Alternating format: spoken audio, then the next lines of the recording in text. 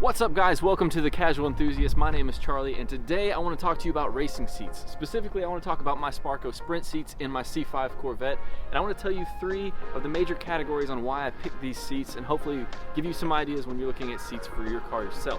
First, we're going to talk about the safety specs. They've got to meet certain standards because, again, safety comes first. 2, we're going to talk about the price and the competition, other seats that are available at this price bracket. Maybe your budget's a lot higher than mine was, maybe it's a lot less, I don't know. We're going to talk about price, and then 3rd, I want to talk about comfort and livability. This car is something that I drive on the street, I take the car shows, we run around town in it, so they have to be comfortable enough to use every day. They don't want to be so confined and so restrictive that you're not comfortable driving the car, unless it's a dedicated track car, but we'll get into that. So let's just dive right in. The first thing that you're going to want to consider is what you're going to be using the seats for, because if you're just using it for a weekend car, it kind of doesn't really matter. But if you're competing at any level, and if you plan on doing HPDE, which is the high performance driving experiences, or track days, sometimes they require you to have certain certifications on all your safety equipment, not just the seats.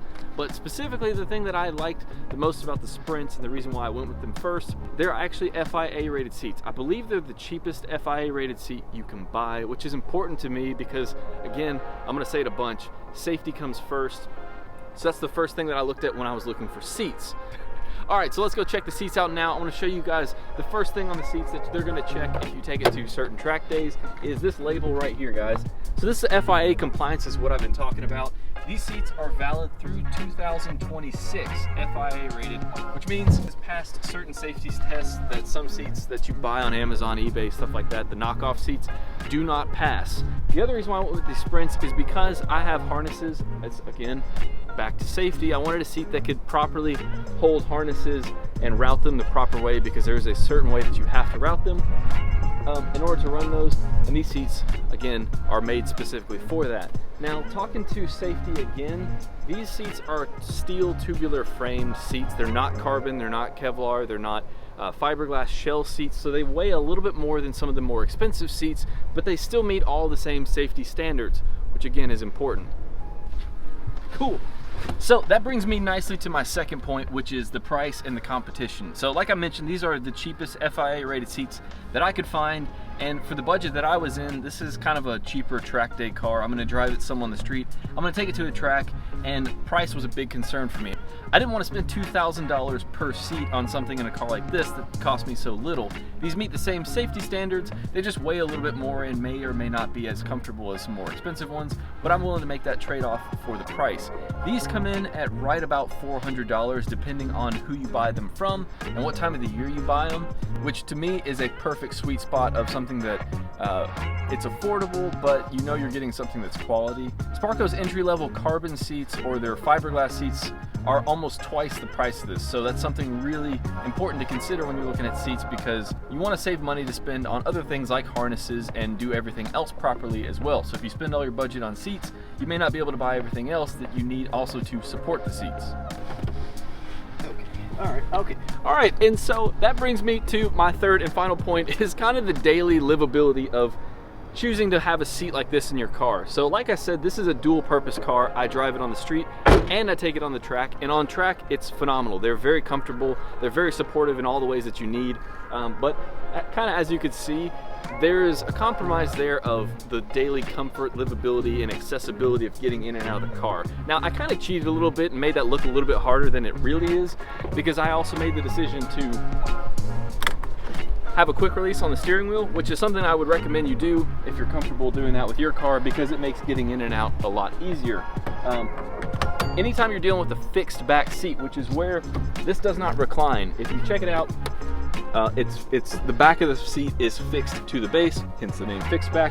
You can't recline it. I've got a slider, but you can't lean it back at all. And with these side bolsters, it makes it a little bit difficult to get in and out of. So depending on your car specifically, it may be easier or harder, but it's something you want to make sure you're comfortable with when buying a seat, because it's not going to be as easy as sliding into some stock seats.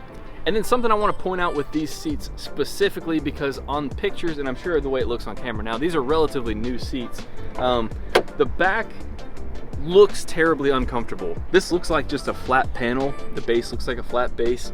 This is actually all foam padded, kind of springy, comfortable. It's so much more comfortable than the pictures make them look. So one other thing I want to mention too is that I'm like 5'10", about 175 pounds. I fit really well in these. I just was speaking to the comfort. They are comfortable. But one thing to mention is that Sparco actually makes an L version of these that are like 2-ish inches wider. So if you are larger than I am, taller or wider, doesn't matter. They've got an option for you in these seats specifically. Now, again, I've not tried those, so I don't know how big they are. But just from the dimensions on their website, if you are a larger person, that they still have an option for you that might work in your situation. Even if I had twice the budget, I still am completely happy with these seats. They're very comfortable. I've ridden on, I mean, I'd say what, like 2 to 3 hours tops maybe. It's like any seat at that point, it's just not gonna be super comfortable. So you have to have some realistic expectations, but these are definitely comfortable enough to drive to a reasonable distance to a track, drive them all day, and then drive them back home.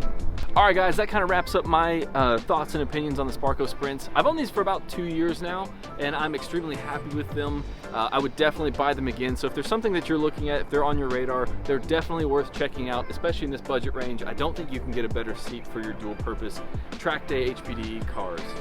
So yeah, so if you guys saw anything that you have any questions about, leave them in the comments below. If you found this video helpful, like and subscribe to the channel. We've got 5 subscribers, so we're definitely going to get back to you. Keep an eye on the channel. We're going to put more content with the C5. I'm going to talk a lot more about what it was like to take this car from stock to a track ready dailyable car and what it's like to live with. And then Brad's got more stuff on his Super we're going to have, so you know, just keep an eye on the channel and we'll catch you guys later. See ya.